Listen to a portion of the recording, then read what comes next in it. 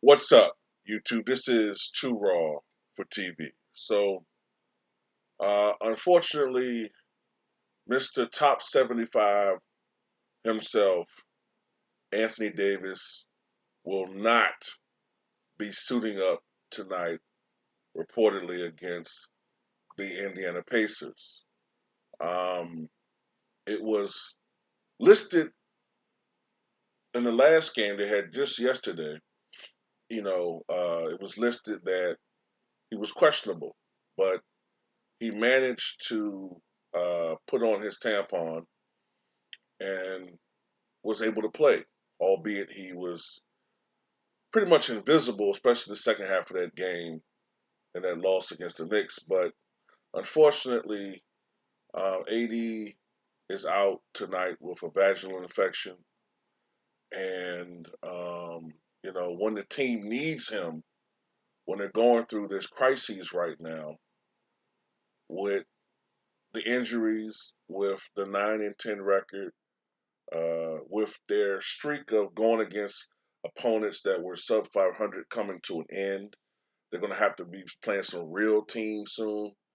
When things get hectic, AD, magically gets, you know, sick and needs, Monostat 7 or Summer's Eve or whatever it is that's going to alleviate his pain.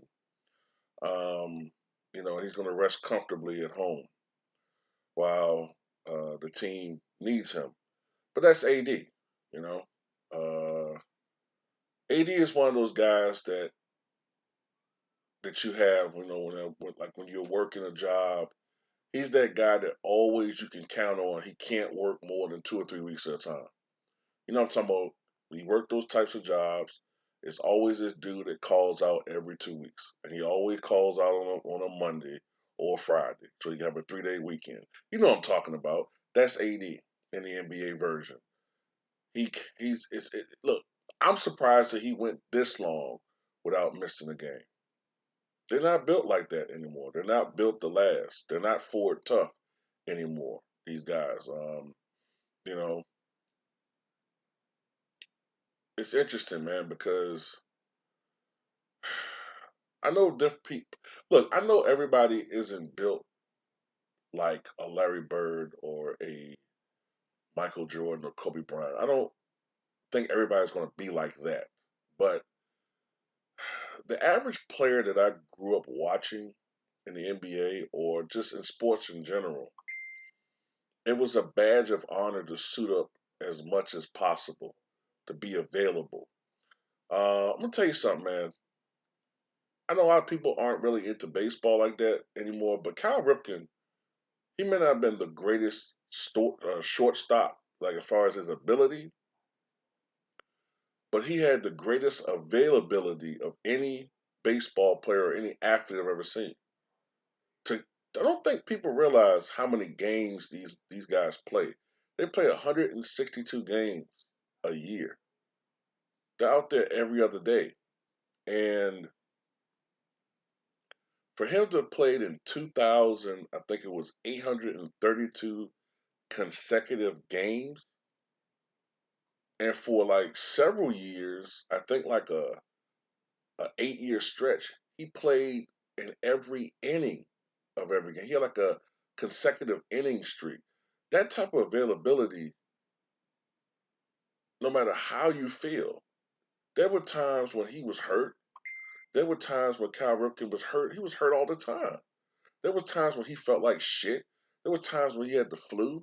There were times when he felt like, he had the shits. He had all that crap, but he still went out there and played because he was paid to perform. He honored his contract. And the only reason why Kyle Ripken sat and ended his streak, if you remember, was because it was getting to a point in his career where him playing was hurting the team because of his ability was starting to decline. And plus, all of the hoopla around his streak needed to come to an end. So he sat on purpose. He ended his streak on purpose, but he didn't want to end it then. He could have kept on playing for another 200 straight games. But I bring that up because that used to be admired. The Iron Man. the AC Greens, the Randy Smiths, the Dolce. Hell, even Derek Fisher had like a streak of 500, I think, something games where he played. Tristan Thompson had a streak of maybe 400 something games. That used to be admired. Now these dudes, man, they have a hangnail. You know, uh, 80s unibrow is itching, and he want to come out the game to scratch it. You know what I'm saying? These guys, man, they just I don't get it, man. And then in the circumstances involved in this situation, your team is in a perilous situation, and you're sitting because you have a stomach ache. Oh boy, man, I don't get it, man. We watched AD last night. We looked at him. Did he look like he was on death's door? Did he look fucked up to you? No. He might have been a little bit under the weather, but sick to the point where you can't play. I mean, I don't know. We're not in these guys' bodies. I get it, but come on, man. At some point, people got to look at reality here. Look at reality. This guy's soft, man. He's soft, and he's never going to live up to his potential because he's soft as fuck. He's soft as shit. When you start having porn stars call you out for being soft, porn stars who, you know, chicks are more willing to take shots to the face than you are. When AD is on his knees more than they are. That's the travesty. But, I do feel like this though, man. I think that if the Lakers lose tonight, especially if it's like an ugly loss, Frank Vogel might get fired, man. It's coming. They need a win streak because Lakers people don't understand. Lakers Nation is different from other franchises. They don't tolerate this, especially with the expectations that were expected. Right now, the Lakers are currently ninth in the Western Conference. It's not the preseason. It's not game one, game two. We're nearly at game 20.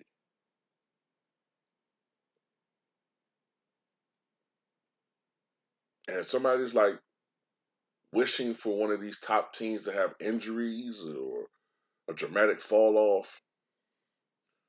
I mean, usually by like 20, 25 games in, you kind of get an idea about how the season's going to go, barring some serious injuries, you know.